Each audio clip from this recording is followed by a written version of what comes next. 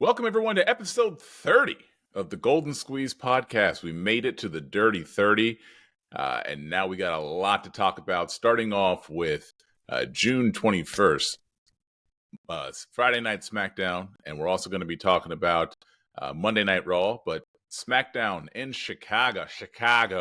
I got to start paying more attention to where these shows are going to be, because it'll be a lot easier to predict what's going to happen if you know where it's going to be.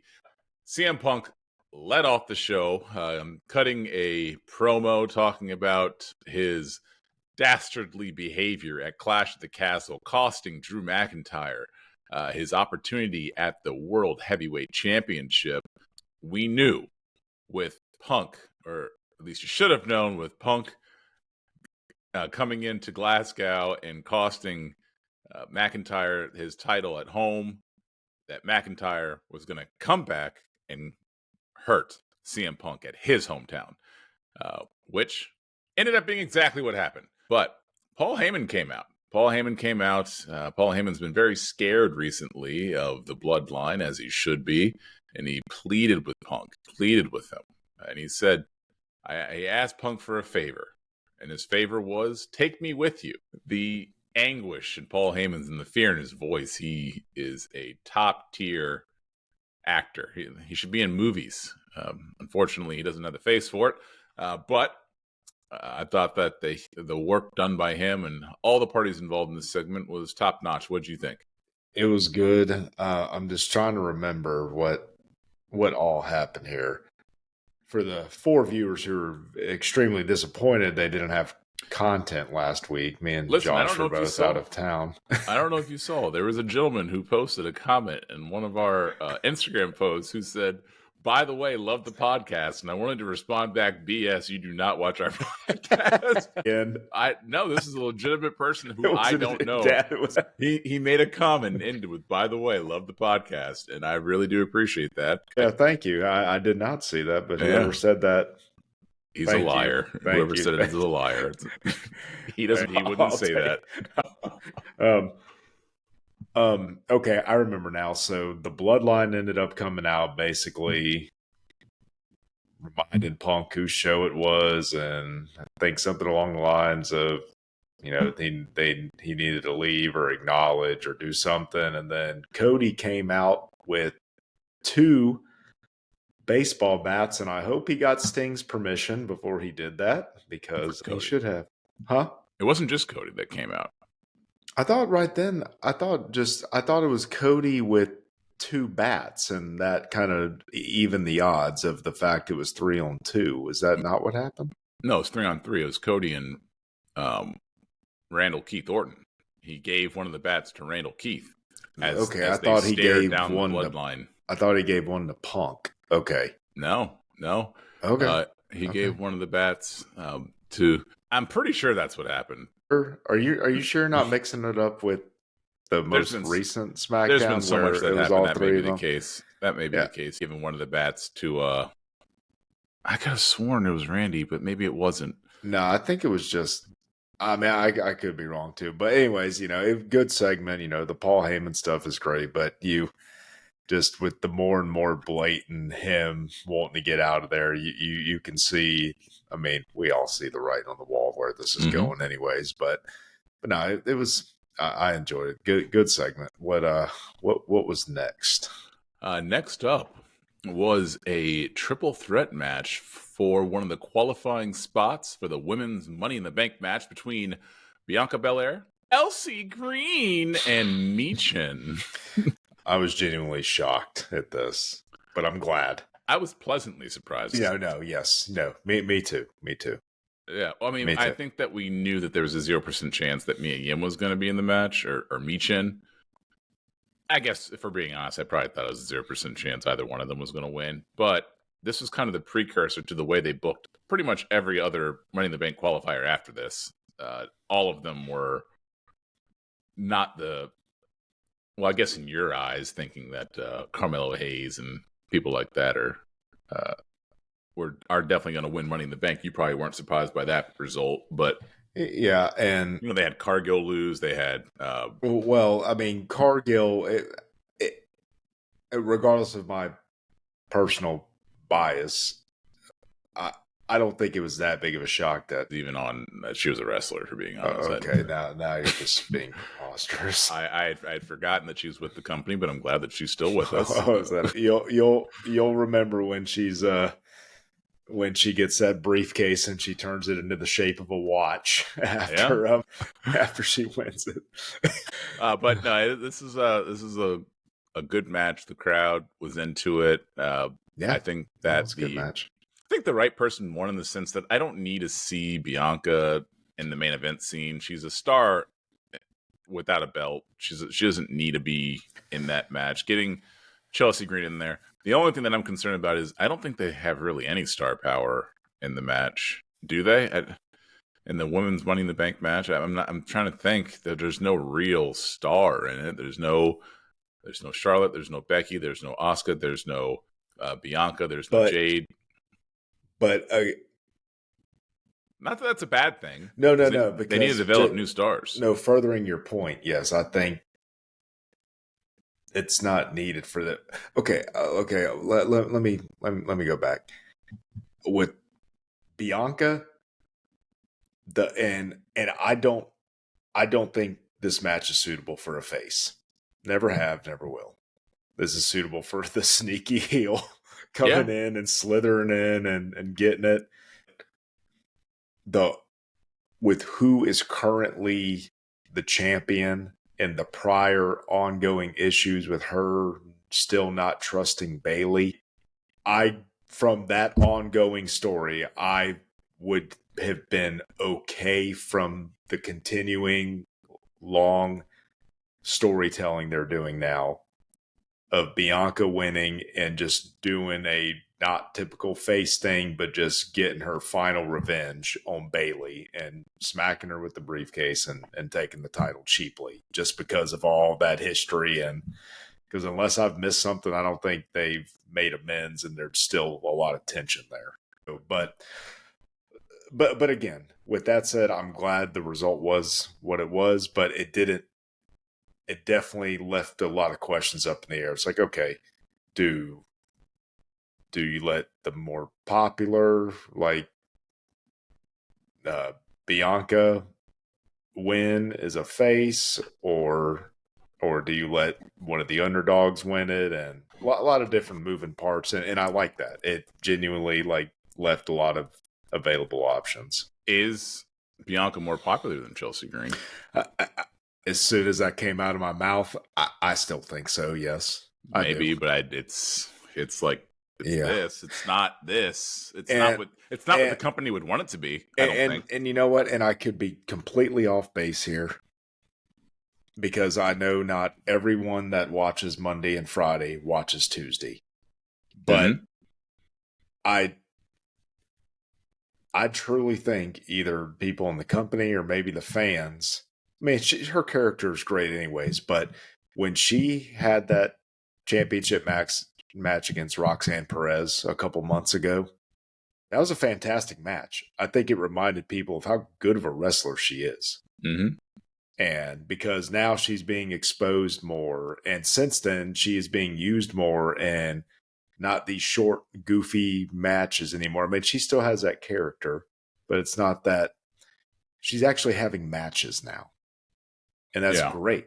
And I would like to know, hey, did y'all remember what y'all had in her when she had that great main event on Tuesday night a few months ago? Because ever since then, it seems like they're giving her more of an opportunity. So Zack Ryder would be proud. Yeah. But next up, we got Drew McIntyre. This is good. Well, what we got was them in the Sally port and the door opening up with CM Punk's lifeless, bleeding carcass on the ground. I thought the crowd took a while to react to who it was because there was the possibility that it was not Drew McIntyre. That it was Bloodline. That it was the Tongans.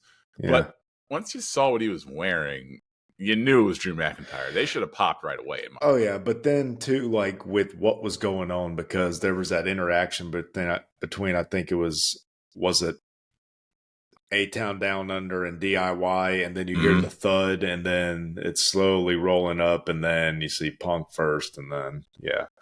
But it was good. McIntyre. We thought he had quit the company. yeah, no, I was shocked. I didn't think he worked for him anymore. Turns out he still does. In a crazy turn of events, they're not just going to end that storyline before anything's happened with it. And in a crazy turn of events, he has to honor the contract he just signed last month. And he took one of Punk's bracelets. Yeah, but the one he took, even if it's just briefly, I hope it gets her back on TV.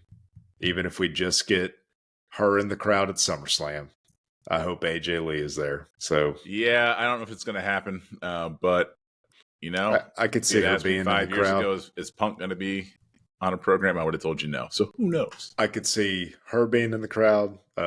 Drew's is it wife or fiance? What wife? Were they married or fiance? And but now that the promos are leaning into calling her by name with the bracelet he took, I'm wondering if Drew's wife will be there, AJ will be there, and then AJ will take her out at ringside at SummerSlam, and everyone will go nuts. Yeah. But after that happened, we got into the ring, and they gave Carmelo Hayes the jobber's entrance. He was already in the ring to start this triple threat match. That should have been the first clue he was going to win. That was the first clue that might have been his last match. Is what I thought. Oh, wait, hold on. Are we going to ignore the fact that Drew McIntyre walked as far as he did with a 200-pound man on his shoulders? A 200-pound man who had red paint in his face that they're trying to make me believe. I mean, I don't care. I know Drew's a big guy, but still, that's and Punk's no longer a small individual. He's not the skinny Punk that came to WWE. Yeah. Pushing 230. And it's not like Drew was jogging the ring like doing a fireman's physical fitness test with the fireman's carry through a course. He was taking his sweet horror film killer time getting to the ring.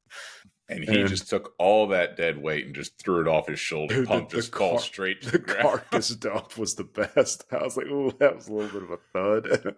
I mean, because Punk sold that. I would have sold that he sold it like it was a dead body falling to the ground. That must have hurt. Because if that's me, I am bracing my fall as much as I can. He just went plop right in the ground. So good on Punk for taking that bump. Because if that was me, that happened too. I'm twitching, not because I'm selling, because I'm crying. They broke him in half. But we got the Money in the Bank match, and was I hoping for Melo to lose?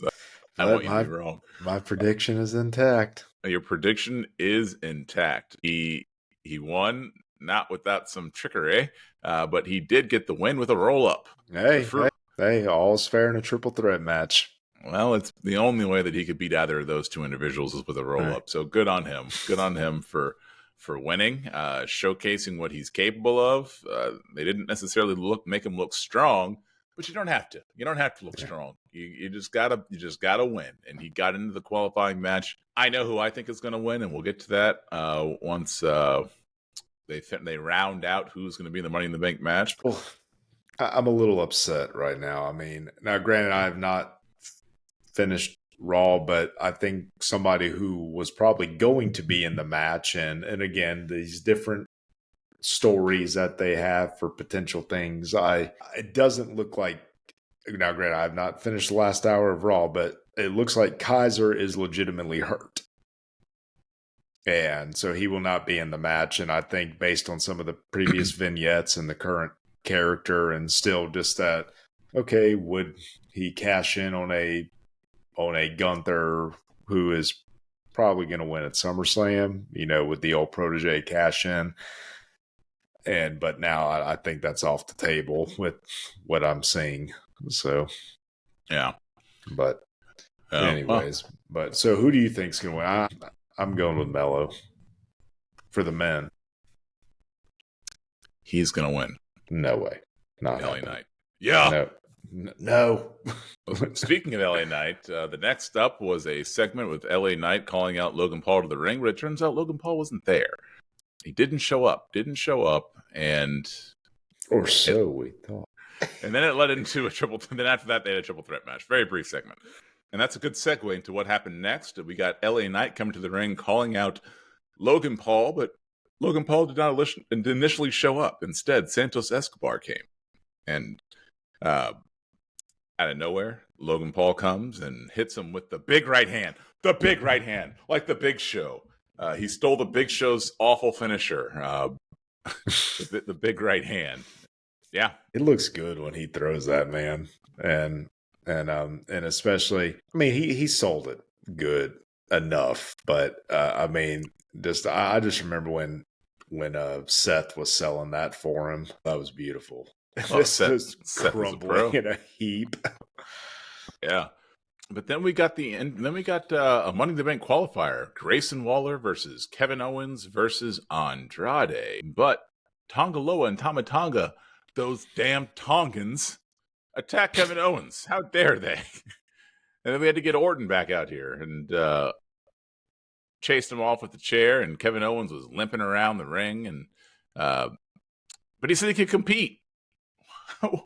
That's crazy. He could compete after all that. Who'd have thunk it? Not me. But it set up Andrade being able to get the win. Because if Kevin Owens was fully healthy, I don't think that the other two should have been able to beat him just based off of the storyline that Kevin Owens is booked in. So I think that he needed to be injured in order to make it not hurt the other storyline that Kevin Owens is involved in. But I'm fine with Andrade winning. I have no issue with that. Andrade is super talented. I don't know how to. And who was it? KO, Andrade, and Grayson Waller. Okay. Yeah. Hey, didn't this end when Waller tried to do his somersault into the ring that leads into another move, and Andrade caught him midair with the that was a good finish. Yeah. That was very good. You know, sometimes the heels that have the talk show and kind of that type of character, you forget how good they are sometimes. Grayson Waller makes some of those moves look so smooth and so easy, and I enjoy watching him. Yeah. My only issue is that they kept mentioning the WWE Speed Champion, but yet the WWE Speed Champion, El Idolo, never carries around a Speed Championship belt. He needs to start carrying that around a little bit so that people maybe can care and remember that thing exists, because I never remember until one of the announcers mentions it in the middle of a match. But next up was the main event. It was Cody Rhodes versus Solo Sikoa. And who would have guessed there would have been interference? I would not have guessed that, and I was sitting at the screen saying, "What?" on a free episode of interference. Yeah, it was crazy. Rhodes won by DQ. This was good. How it had. I mean, I was like, "Oh, here we go." But what ended up happening was a thing of beauty. Man, Jacob Fatu making his debut into the ring, and how have they not brought him over sooner? Well, the legit. It does not look like he's acting when he's out there. You remember he has that natural look. The internet was saying that they weren't bringing him over because they were scared that he was going to overshadow Solo, and they needed to build up Solo more before they made his introduction. So whether or not that, no, I'm not talking about like earlier in this storyline. I'm talking about earlier in his career. Yeah. How especially with the lineage there, how was he not picked out or plucked away from what other organizations he was with prior to this? That guy is good. Yeah, he looks the part. They portray everybody else as being crazy Samoans or Tongans or whatever, and he's the only one who actually looks like he's a crazy. Yes, no, exactly, and that's the thing. Like the other ones, they kind of go a little over the top sometimes with their presentation, but this presentation, it doesn't. I don't feel that way with him, and like when he first came out there, and then. And listen, when your first appearance, they entrust you to do a splash to Cody Rhodes on a table where a lot can go wrong. Mm-hmm. That's saying something, man. That was good. That was good. That was good. I want to see more Jacob Fatu. I've been trying to watch some of his highlights from the other organizations that he's been in, and you can tell that he's something special. He's a much better wrestler than the other two, from what I can see and what I've seen. I know the other two have had issues with a bunch of botches and not being as smooth, but he's smooth. He's got the look. He just reminds me of the old, Samoans and Tongans back when we were growing up, like the head shrinkers. Like, they just crazy.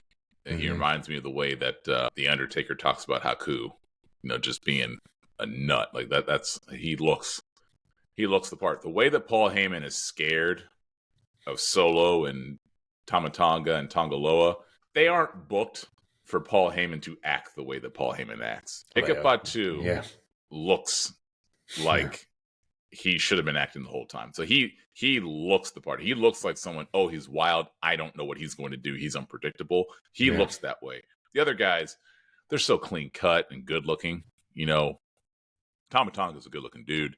Tongaloa, he's clean cut, good looking dude. So Sokoa, not necessarily good looking, but they got him dressed to the nines out there. They bring Tongaloa out with he's not dressed to the nines. He's dressed like a savage and like he's ready to fight. You mean Jacob Fatu? Jacob, yeah. He's dressed like a savage out there, ready to fight. Well, good on them for the presentation, his initial presentation. Good on the company. I thought that they brought him out at a great time. And also kudos to Solo for looking like he was fearful of Cody, knowing that Jacob Fatu was behind him. That was a good sell job on him. You can tell that Solo's getting more comfortable. Yeah, dude. And some of the stuff on the mic, I think that was somebody had to tell him, like, hey, talk this way. If they just tell him, hey, just go out there and talk.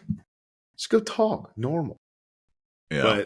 But like the more recent stuff is a far cry from the video that you made.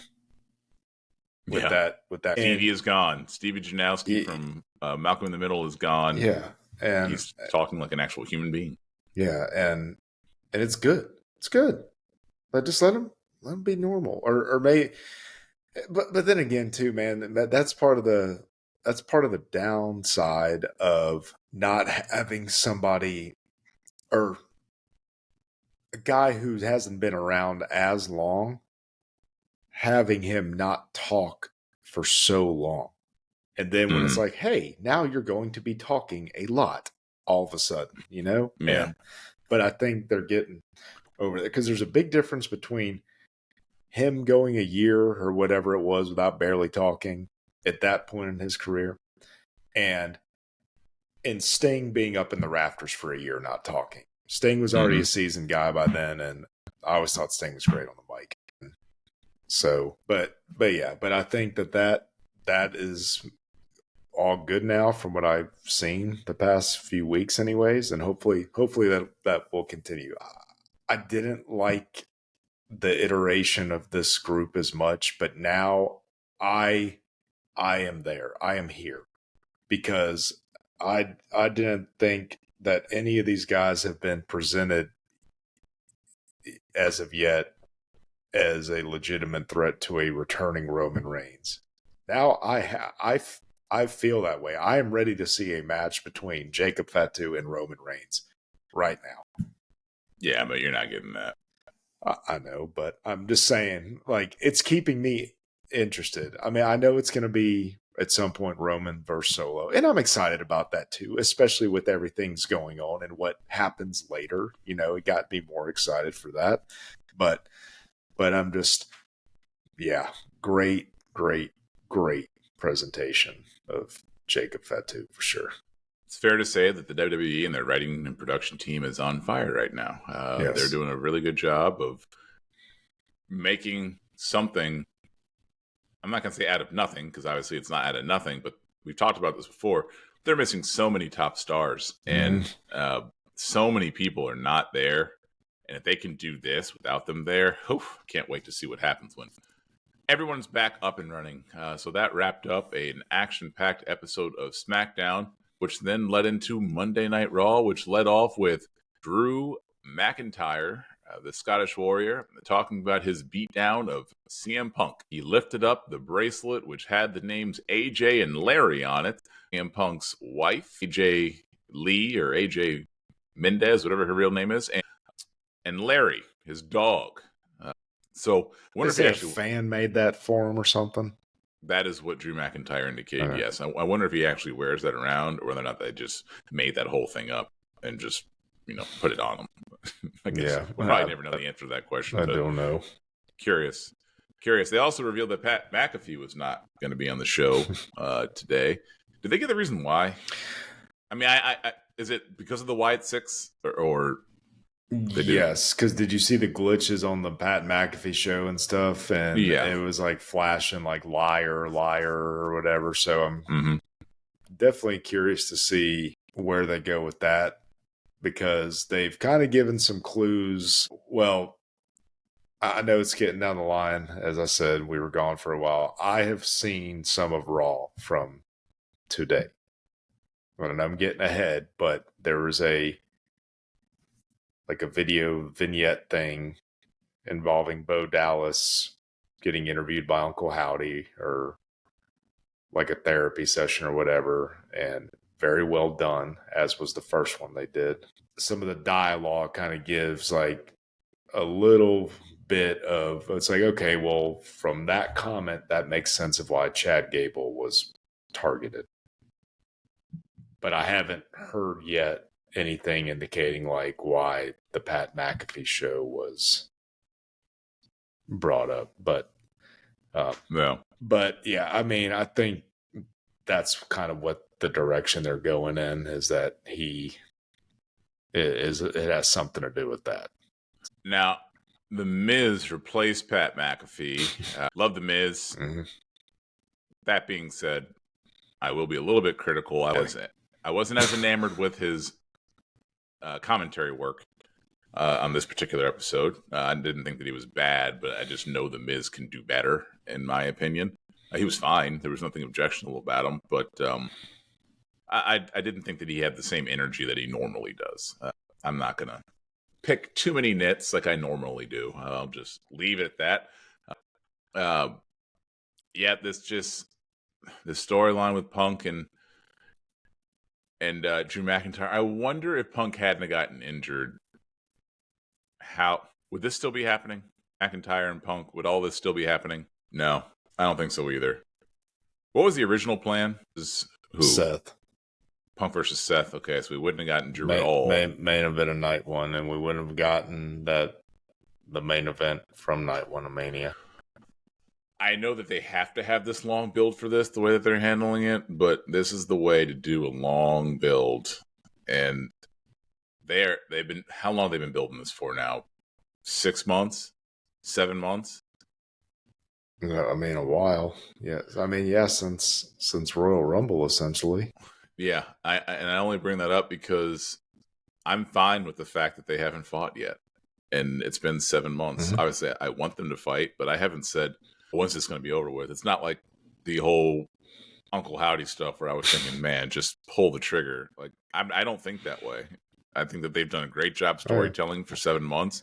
They've kept it fresh. So kudos on them for doing that. But backstage, the first miracle on Monday Night Raw, Chad Gable arrived to the arena with nothing but a bandage on a bullet wound. Good on them. Good on them. Good on him. I am glad that they sarcastically addressed the fact that he was dead, because he was dead. I mean, he looked dead. They couldn't just let that go. But he was alive and well, and I'm glad. I don't want Chad Gable to die, even though he's a heel. I'm glad that he's still alive, and that his only injury was a Band-Aid to the head. So good on him. Yeah, I don't think his pride was all that hurt based off the way that he was talking for the rest of the show. But after that, we got Braun Breaker versus Ludwig Kaiser. This was good. It was very good. Man. The future is in good hands. Two studs. Yeah. Braun Breaker, man, is Braun. I'll get into Ludwig Kaiser in a second because he's talented too. But Braun Breaker is just a superhuman athlete who can do so many things that 99.99999% of the roster and population just cannot do. He's fast, he's big, he's strong, he possesses all the skills. He's just good. He's good. He's a future. He's gonna be a future champion. Maybe as soon as Saturday. Who knows? But we'll get to that a little bit later. But this is a very good match. Kaiser is an underrated superstar who's, I think, is getting to the point where he might not be underrated anymore. He's a salesman. He's very good at selling, making his opponent look strong, and while in the process looking strong himself. They had another vignette with him tonight. And he had on another turtleneck and just that smug look on his face, dude. It was like, Undertaker was on a podcast. I don't know if it's his podcast or which one, but he was recently praising Gunther and Kaiser, talking about how Kaiser just has one of those faces you want to beat up. Yeah. And he gave Gunther one of the great compliments, saying, there's one guy he'd want to fight. He had said he'd want to fight Gunther. Okay. In today's roster, he was on the Chris Van Vliet, whatever his name is, podcast, and he said that he wanted to fight Gunther. He said he doesn't like taking chops, but if he was going to take a chop, it would be from Gunther. He'd be willing to do that. And he said you hardly hear about anybody wanting to protect the business anymore. He's like, but he does. But this is a great match. And Sheamus coming out, and what did he give? Was it a kick? What did he give? A knee? Okay, that was vicious. That looked good. Yeah, and again, I kind of touched on this earlier, but apparently Kaiser is legitimately hurt, and it happened at some point in this match. Now might be that he's writing it off as Sheamus, but he's saying it's his ribs, and that move was like, looked like a good old fashioned knee to the chin. So I don't know if they're just trying to play that up because of that ongoing rivalry, and it was something in the match with him and Braun Breaker. Because man, those things look like they are breaking him in half, and I know that's a testament to his abilities as a guy who can take a spear. But AEW, you guys need to watch. Selling is a huge part of what makes a match, and when sell everything, it's almost unwatchable. It's not professional wrestling. You need to learn how to sell like the gentleman at WWE. That's what separates you from the flagship company. I don't want to talk about them or digress into that, but I just saw some things from Will Ospreay on bits and pieces of a match that he recently had that just pissed me off just watching the no sells, and just had to get in a jab at that company. But Braun Breaker won. Kaiser won. Kaiser won via disqualification, which only pissed off Braun Breaker. Yeah, and was Zayn on commentary on this one?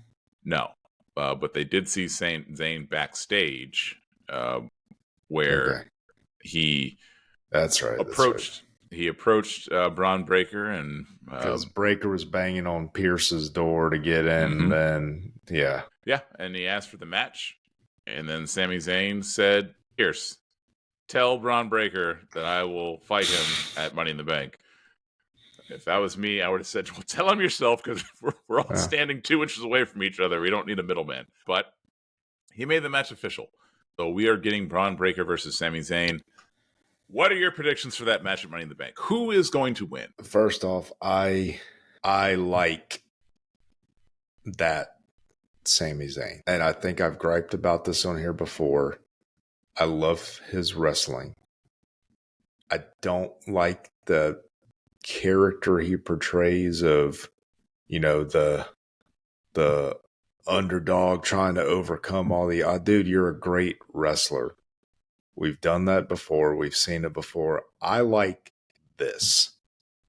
The confident champion going nose to nose with the new badass. That's the way it should be.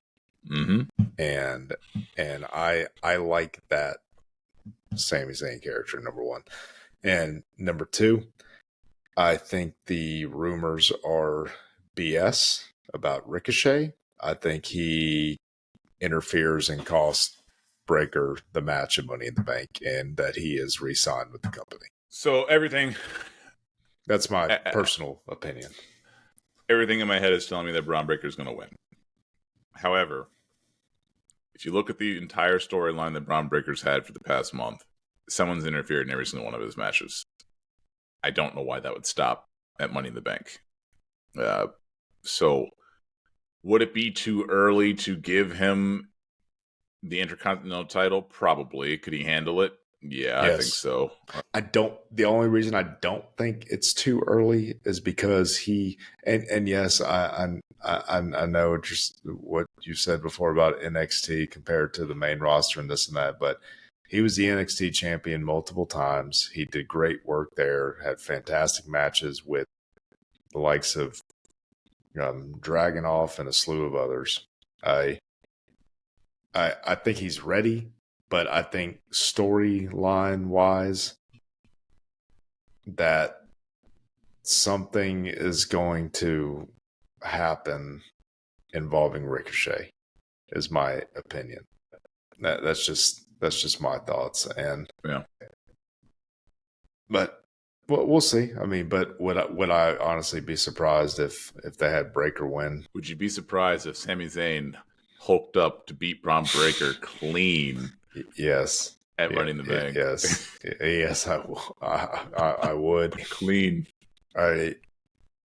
It's one of those things too, you got to remember where this is at. No, I guess that's not that important. Drew's lost twice, once in his home country and then once in close to it. So yeah. But yeah, I think Sammy's gonna retain, but I think Ricochet is coming back and is back with. We shall see. But after this, we got a backstage segment where the Judgment Day got some new toys. Liv bought them a PlayStation 5 or some sort of video game system. And bought them the newest edition of WWE 2K24, where they were wrestling with Rhea Ripley. I couldn't tell who Rhea Ripley was fighting, but Rhea Ripley was one of the characters that they were fighting as. So Damian Priest came back wondering where they got all these new things from, because these millionaire wrestlers could not afford their own PS5 and their own $50 copy, or I guess $70 copy of WWE 2K24. It must have been a gift, because they don't make enough money to pay for the $500 worth of items that Liv Morgan got them. I like how they questioned my intelligence. Wasn't even a very good TV they were playing on, so it's not even like they had a good TV. But I digress. He did not like the fact, Damian Priest did not like the fact that Liv Morgan was the one that got them these items, and he let it be known. And they also talked about the Braun Strowman problem. I don't know why Damian Priest thinks that these little individuals would be able to easily deal with Braun Strowman, but he acts like Braun Strowman is the Brooklyn Brawler, the way that he talks like they should be able to just beat him. It's utterly insane to me, his thoughts of Braun Strowman and how they should be able to deal with that problem. But JD McDonough and Finn Balor are the size of each one of Braun's legs. Like, I don't get the way he acts about him. But I gotta say, I don't like. A few weeks ago, you talk about Chad Gable's miraculous recovery. Have we touched on the fact that after those chop blocks and the 50 chair shots to Braun's knee, that he was back running around the next week like nothing happened? Have we talked about that? That has to Braun. be that to me is unacceptable in 2024 WWE for them to overlook something like that. Yeah, that was a little much for me. So much, but because, and I mean, dude, hey, and again, some of the jokes, like I think Michael Cole called his head a Klingon head, talking about JD McDonough. Yeah, and just all that aside, he is a fantastic wrestler, and the way he made those are some of the best looking chair shots I've seen in a long time, and that's what you do. That's how you chop the big guy down to size. That's wrestling heels 101. Yeah. And I was like, oh man, that's a good way to write Braun off for a few weeks, and then Money in the Bank or somewhere he'll come and mow everybody down and get the crowd all pumped up. It should not have been the next week. No. It shouldn't have been. And I don't like that. At least sell it with a brace or something. I mean, I don't know, man. That bothered me. And I don't think we've touched on that, but that bothered me. And in terms of him thinking, oh, they should be able to do whatever, I guess he's looking at that. It's like, okay, well, y'all have put your heads together and, taken out legs and done this to bring him down, and then just pounce on him like a pack of lions. And, hey, keep doing that. But was this where Dom got the text? Mm-hmm. Yeah. And he said, how did she even get my number? You work together. It's not very hard to get your number, Dom. Carlito's like, that's cool. Carlito. That was some very juvenile humor that they resulted to. That was very Vincian. And I tell you right now, if I would have received that, I would be like, whoa, hey, whoa. Yeah, how dare they? How dare they objectify Liv and even look at that text? Whoa. I would never have looked. Yeah. Well, Some things you just don't look at. Like I definitely did not watch the Liv Morgan doing the Hawk Tua video. She spat in that thing. But let's not go down that rabbit hole. Our wives may watch. Right. They make it to the 45-minute mark unless they skip there. But next up was the Money in the Bank qualifier between Lyra Valkyria, Kairi Sane, and Shayna Baszler. And they continue their strong booking of Lyra, allowing her to get the W against two experienced veterans. I don't think that Shayna Baszler's great for the kind of match Money in the Bank is. So I don't necessarily have a problem with her losing. I just don't think her style is conducive to a ladder match per se. Kairi Sane's is, though. Yeah, dude, I did not see the booking for this coming. I really thought it was going to be all three members of Damage Control that are healthy in this ladder match, leading to further dissension. So the fact that when it's said and done, because again, I've seen some of Raw already today, when it's said and done, there's going to be only one. Now, granted, that still could lead to it if they come to try to help and end up unwittingly costing her. But I was surprised. I thought I was like, oh yeah, they're going to book all three of them, and they're going to inevitably have to fight each other for the briefcase. Yeah, it's going to happen, and it did not. Good match. I enjoyed the match.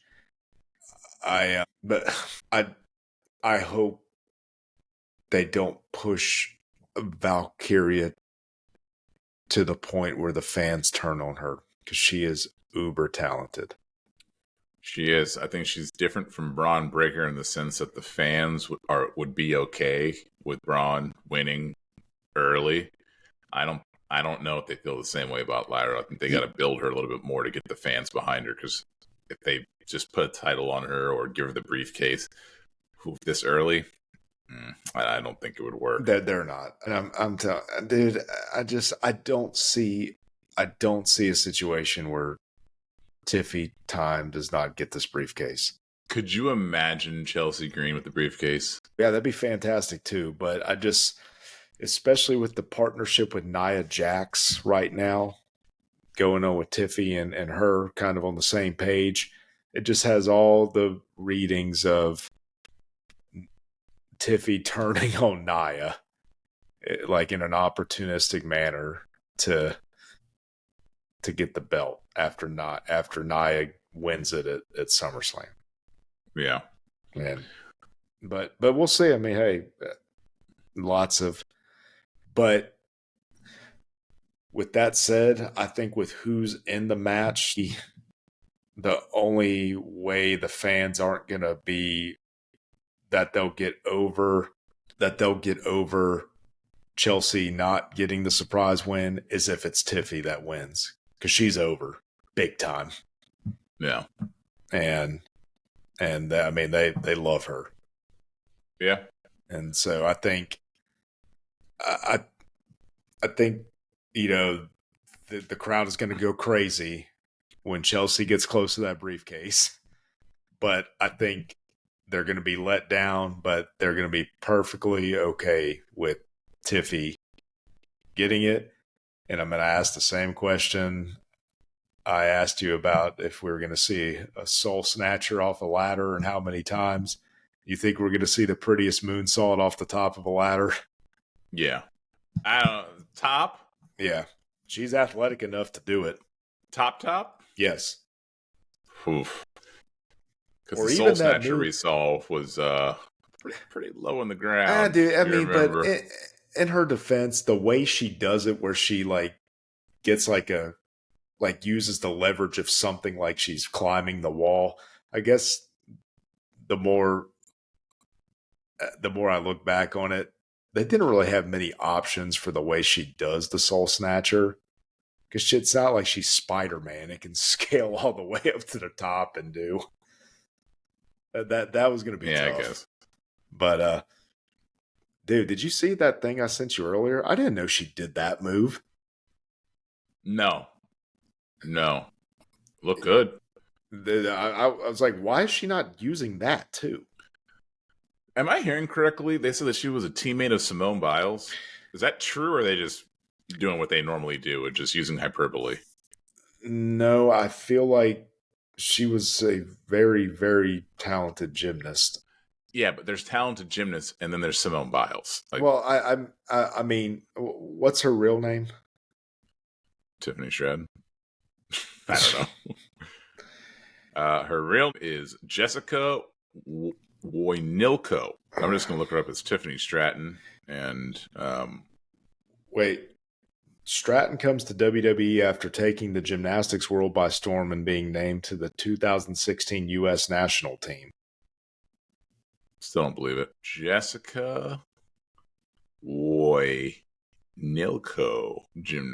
Okay, here's the U.S. gymnastics disciplines: trampoline and tumbling. Career highlights: U.S. double mini bronze medalist. Don't even know what that means. Okay, so like a different type. Like, is it like the rhythmic gymnastic stuff?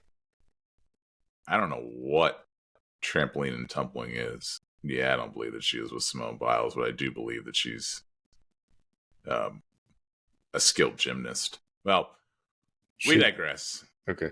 Either way, I mean, she's got the athletic ability, and dude, even if she doesn't do the prettiest moonsault from up there, I think that move would be a good substitute. Dude, I don't know how she is not continuing to use that other finisher. That is good. Yeah. Maybe she hurt herself doing it. But I don't know. I don't really know how you'd hurt yourself doing it, but yeah, I don't know. I was just, when I saw that, I was like, now granted, talk about getting hurt. The way she does that moonsault, I'm scared every time she's going to slip. Yeah, but if she's a gymnast and her, I guess her, gosh, what am I trying to say? No, her specialty is tumbling and trampoline. I mean, the gymnastics. But dude, world. as we will definitely have to touch on when we get into NXT later, dude, sometimes if the ropes are slick or something, because dude, there were many mishaps in the next episode of NXT that it happened enough times. It had to be something with the ropes. So the ropes said Clash at the Castle. Yeah, yes. I mean, dude, something like that. I mean, her doing that move, like where it's like a quick, like up, and then she's just like, she's not like standing there taking. I mean, she is just getting it. She's going to be okay. Calm down. She's not the first person to do a moonsault. Not the first woman to do one either. Well, yeah, take a look at Charlotte Flair, who actually has the prettiest moonsault. No. No, she doesn't. No, it's Tiffy's time now. So what I got here we go. We always do this. So what were we talking about? I don't know, but next up was Liv Morgan. So I'm going to pick nits about Liv. Her inflection in her voice when she's saying things, she doesn't deliver it the way that I would if I was her, or that I would like for a WWE superstar to deliver a line. And I had this issue when she told Dom the first time that she would call him daddy. She just didn't deliver it. She doesn't have that bang behind it. It's just, she's like, and I will call you daddy. No, you got to give me a little bit more than that, Liv. You're better than that. What I will say, though, is that laugh that she has is just the most heelish laugh you'll ever hear. And whenever she says something, and I don't like the way she delivers it, she normally follows up with that laugh. And I'm like, oh, okay, I'm fine. I'm fine. It's not that big of a deal because you have that laugh. Zelina Vega came out, and Zelina Vega, she's actually good at the mic. She looks $1 million. I remember. You called her Rhea Sloppy Seconds, I think. Yeah, she's good. She's really good. Let's not forget where she got her roots in the WWE. It was not as a wrestler, it was as Andrade's valet. They were a great team together. They were a great team together. But it just reminds me of why they were a great team together whenever I hear her on the mics. Good on them, because then Dom came out and he got the heat that we all love to hear. The crowd was just wouldn't let him get a word out, which is what you want to hear. Want to make sure that he is continued to be viewed that way, because the day that he stops getting that heat will be the day that I don't want to watch wrestling anymore. Especially him being in, I was going to say Chicago, but this wasn't in Chicago. It was not. Wrong show. But it was good. We are furthering the storyline of Liv Morgan and the crumbling of the Judgment Day, or at the very least her infiltrating her way into the Judgment Day. So that was good. Continued again later. It did. It continued again later, but we'll get to that in a second. Because next up we had another Money in the Bank qualifier. I thought that Bleach Report had a good line. It said WWE where the dead wrestle. Yes, it was Gable versus Braun Strowman versus Bronson Reed. Matches like this showcase how strong of a man Chad Gable is, because the way that his German suplex does not use the other wrestler's momentum to do the move. He holds them there and then German suplexes them. So he has to lift their entire weight. He leaves it there, and then he does like a slow and then into a fast suplex. He has a very unique German suplex that you don't see from anyone else. It's not like Brock where he just throws them. He holds it there, and it's just technical, and it's just a sight to see. But we got the Judgment Day coming out and attacking Braun Strowman, which is really the only way that Braun Strowman should lose, in my opinion, is for somebody or multiple men attacking him. But that's what we got. And we got the win for Chad Gable. Where the dead wrestled, this man overcame a gunshot wound to the head. I'm going to start calling him Wolverine, because he just rejuvenates in a week's time to win a spot in the Money in the Bank qualifier. But what did we get after that? The Wyatt Six, or Nicholas Cross in the ring as the smoke filled and the ominous VHS that was left on the announce table. What did you think of the entire this entire segment? Talk about picking nits. When the Judgment Day was getting rid of Braun on the outside, it was like there seemed to be way too much of a delay for Gable hitting the moonsault. It was like, I don't know if he was like waiting for a cue or what, but it just seemed like he was just like sitting there for a while. It was just kind of weird. But besides that, and then, they came out and the whole thing with the tape, and the tape was good. I like that. I like Bo Dallas is great on the mic. If you're going to give the WWE time, they're going to make a video that's going to be Oscar worthy. That's just what they do. It's but Emmy worthy. It's what they do. It's still got the person delivering the line still has to be. Case in point, you had that.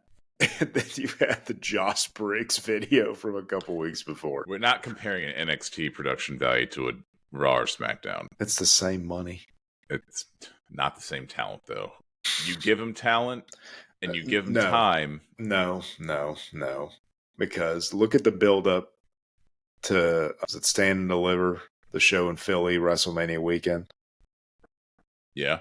That package they did for Carmelo versus Trick was your typical amazing WWE stuff. Fine, but you brought in Josh Briggs. Like, what are we doing? But no, because I'm bringing up a point. Like the video stuff that they did with it, and I liked the way they did it with like Briggs walking in front of the footage of himself and all. I like the presentation of it, but you still got to have somebody making the lines being delivered somewhat believable. I guess what I'm trying to say is WWE is not going to call you up and give you a video, an opportunity to do it unless you're ready. And we know that Briggs is not ready. Carmelo's ready. If you're on the main roster and you get a video, it's going to be good.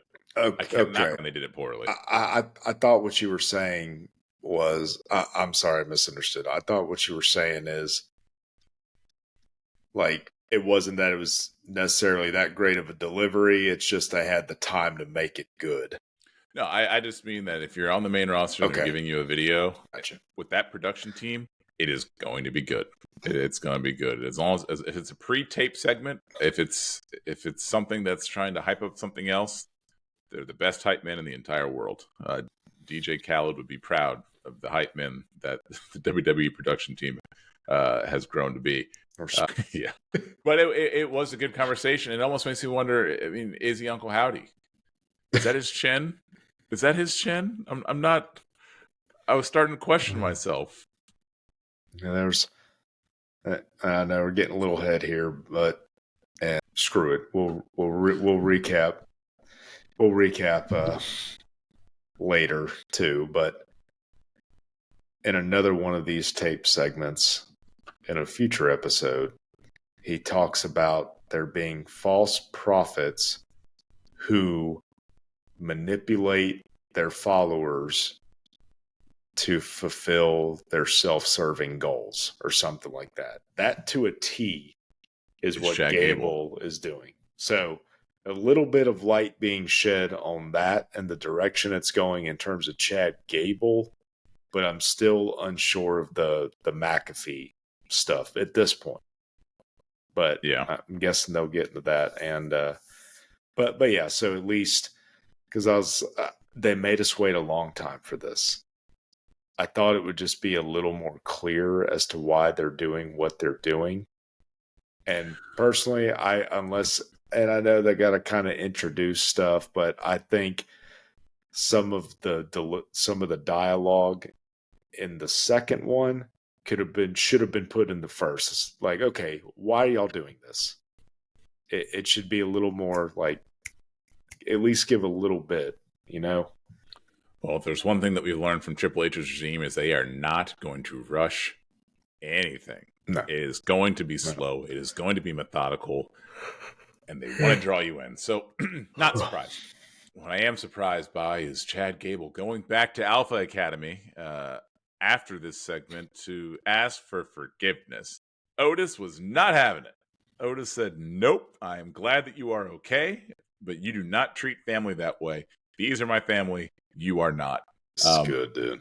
Otis is good. And then Maxine Dupree came out. It's a good-looking woman, and she told Chad, just wait. I'll talk to him. We'll see if we can get you back on board. So Maxine, despite all that Chad Gable had did to him or did to her, she's still wanting him to be their leader. So that's good on her. Good on her. Brainwashed. Michael Cole's not going to like that. Yeah, but as soon as they all walk away, who do we see except for the Creed brothers? We see the Creed brothers who It would just make more sense if you led the Creed brothers. I'm sure that might happen eventually. I don't know where they're going with this now. After the whole Wyatt Six stuff and the Creed brothers, I don't know where this storyline is going, but we'll see. We'll see. There might have been more clarification on things I haven't seen yet, but what we got next, though, was Katana Chance and Caden Carter versus Isla Dawn and Alba Fire. Just a whole big match of who? I don't care about any of these people. These are all NXT wrestlers. This is an NXT match. I don't care that Isla Dawn and Alba Fire are champion. This is not what I want to see on my main roster. But maybe you do. I'm sure you do. But I don't need to see this on my main roster. And listen, now Dawn and Fire, I hope they're successful and put on good matches. I even more so hope that Alba Fire gets another singles run to showcase why she was the NXT Women's UK champion for so long, because she's talented. Mm-hmm. Carter and Chance, it's not that they're not talented. I am shocked at the presentation they have for them, like with this party vibe and clubbing vibe and stuff like that. It's like one of those things that if like presented like that on NXT, I'd be like, oh well, they're gonna have to change that. On the main roster, can't believe they're doing that. Yeah, but these girls aren't gonna last. They've got some cool tag team moves. They take a little long to get to and develop in some of them. But I think with a more just straightforward gimmick, it could work. Because I think they have the talent. I can't believe they're sticking to this shtick they've got going. There's only enough time. There's only so much time. Only so much time on any given episode of anything. I agree. I do, but I think they can maximize their time and get them more invested if they got rid of that gimmick. Would you care if they were no longer in this company anymore? Tomorrow they said, oh, they've released Katana Chance and Caden Carter. Would you care? No, not with who I'm currently interested in, but do I think if presented differently, I would? Yes. Because they have the talent. They just don't have a gimmick that I personally am interested in. But do I think they're talented enough? Absolutely. Okay. All right. Well, agree to disagree. They should not be in this company anymore. Next up. It's because you're a loser. We got another backstage segment with Judgment Day. I'm sorry. Liv Morgan is seen coming out of the clubhouse or the treehouse, whatever they call it. And it wasn't Dom. He thought, Dom, what are you doing? Finn Balor? What's Finn Balor doing back there?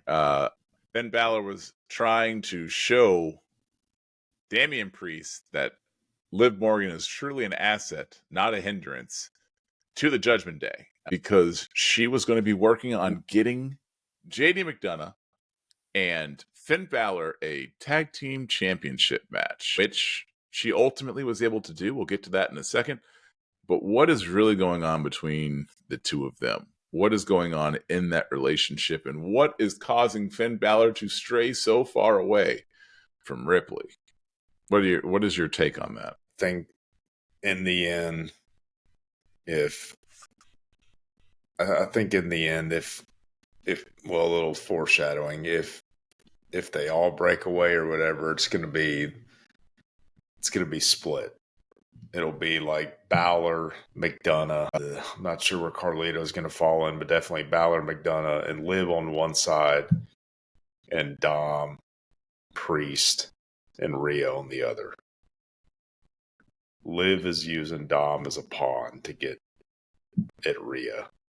Mm-hmm. And the thing is going to reveal, oh, guess what? I've been with Finn the whole time. I think that's going to be the big end game to this. I just don't know how it's going to work with them splitting everybody up and how it's going to happen. They're doing a very good job of kind of keeping you guessing with exactly how it's going to fall, and then especially with what happens in the segment with Rollins and Priest and those stipulations. Came up next. Yeah.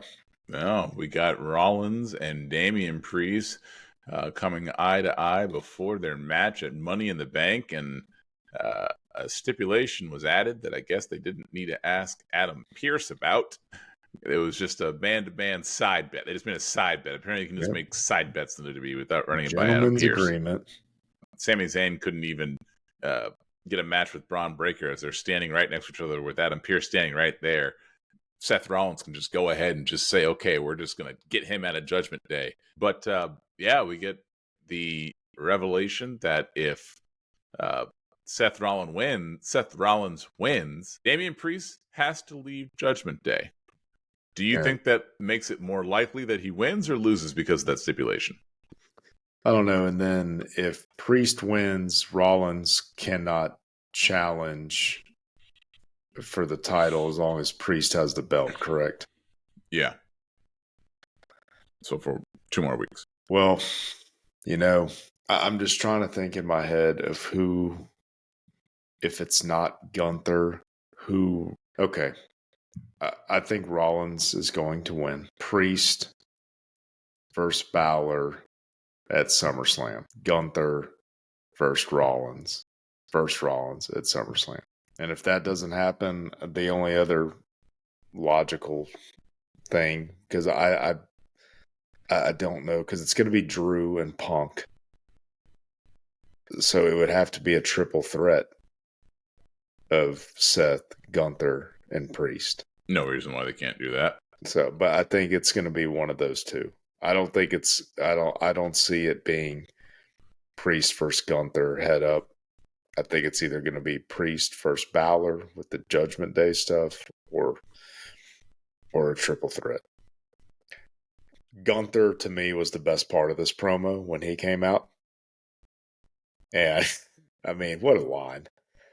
When he said, may the better man win, but whoever that is, you're going to be the lesser man against me. And then he mic dropped and walked off. Did you hear that pop he got? Dude, they love him. As they should. Yeah. And that just... I mean, the people there loved him. Yeah. As we've learned from some of our Instagram and other posts, people aren't as high on them in the internet wrestling community as we are. Yeah. I did that one post about wanting to see him as World Heavyweight Champion, and there was universal hell no's that were sent out. Nobody wanted to see that but me and you. Yeah, well, and that's all that matters is us and our hearts. That is true. That is true. Our giant hearts. Yes. Right there. Right there. Yeah, it's going to be interesting, man. I think those are the only. I think that that's going to happen. If it's not the 2 singles matches, it's got to be them in a triple threat. Unless there's somebody that I'm not thinking of that could potentially be coming back from injury to face Seth. Yeah, I think that's the only option they have right now. Yeah. I mean, yeah. I mean, the only other possible thing I could think of, and I know it's not going to happen, but just thinking of previous history and like from this year would be Rock versus Rollins at SummerSlam, and that's not going to happen. No. But, I mean, do you see what I'm saying? Other than who I've said, that's the only options I have. Yeah. It's Rollins, Gunther, or Rollins, Priest, Gunther, and a triple threat. Yeah. But I'm sure they have a plan. They know what they're doing. We'll figure it out soon. It's going to be something along those lines. We'll see what amalgamation of wrestlers they have, whether they make it a triple threat or a singles match. We shall see. But speaking of singles matches, next up we got Karrion Kross versus Kofi Kingston. Dude, this stuff's got to end with this. Yeah, why are we still doing this? This is Ridge Holland-esque. It gets worse. I've already seen the match from tonight. Well, this needs to end. But it doesn't look like it's going to. That's fine. It can end our discussion of it on this podcast because I don't want to give this any more time because I don't want the company that I know they're watching this podcast. I don't want them thinking that, if they're talking about it, that means that we're doing something right. That's too much. But Kross got the win. Yeah, Kross beat Kofi. Yeah. Well, there was a distraction like Ellering, who actually got a little mic time. Good. They showed Legend. They showed him talking about what AOP was beat when they were beating down Xavier Woods in the back. Always great to see Scarlett on television. Yeah, Dude, they need to let her on the microphone more. And dude, and here's the thing with her. And I understand they're a real life couple, and the presentation of them both is fantastic when they do it correctly. They're running NXT with the both of them. You know, people still long for that to come back. But he's great on the mic. She's great on the mic. And I know they're not going to, but somebody who could truly use a mouthpiece, dude, she'd be the perfect valet, old school valet. Yeah. But I understand though, you know, they're probably very happy to be where they are together and in something that they've built themselves. But just usually when you have somebody like that, it's in a situation like where they needed a mouthpiece, like Zelina Vega with Andrade or something like that. But this is one of those rare situations where he doesn't need a mouthpiece. Yeah. But I think she could be very suited for a heel on the microphone. But anyways, let's get into the weeds. But so what was next? Next was the closing segment. Liv Morgan was successfully able to get the tag team championship match between the Awesome Truth versus Judgment Day, Finn Balor and JD McDonough, and we got them putting their titles on the line. The unfortunate thing is that it was made during a backstage segment where Liv Morgan tricked R-Truth into giving the match, and The Miz found out. We saw him find out in real time. I'm sure that Mike Mizanin did not know prior to that he was going to be fighting. He was in a suit for crying out loud. In a tag team match, but we did get the match. He went back, he changed clothes, the match started, and the match was fine. It had its moments. I mean, I think it was pretty predictable that Awesome Truth, just the way things unfolded, I pretty much knew that Awesome Truth was going to get the loss, unfortunately, but no one ever viewed them as being tag team champions that were going to have a super long reign. To be a little bit longer. And I'm still a little disappointed with how it ended. And I think they've come to realize that some of these major or more major events, now I know they haven't talked about Money in the Bank going to 2 nights, but I know SummerSlam's about to go to 2 nights. And I believe if I heard right, they're making in the future Royal Rumble is going to be a 2-night event. I can't remember. They said 2025 or 2026 is going to be the first 2-night Royal Rumble, but they did announce that it will be 2 nights. Yeah, okay. So that is official.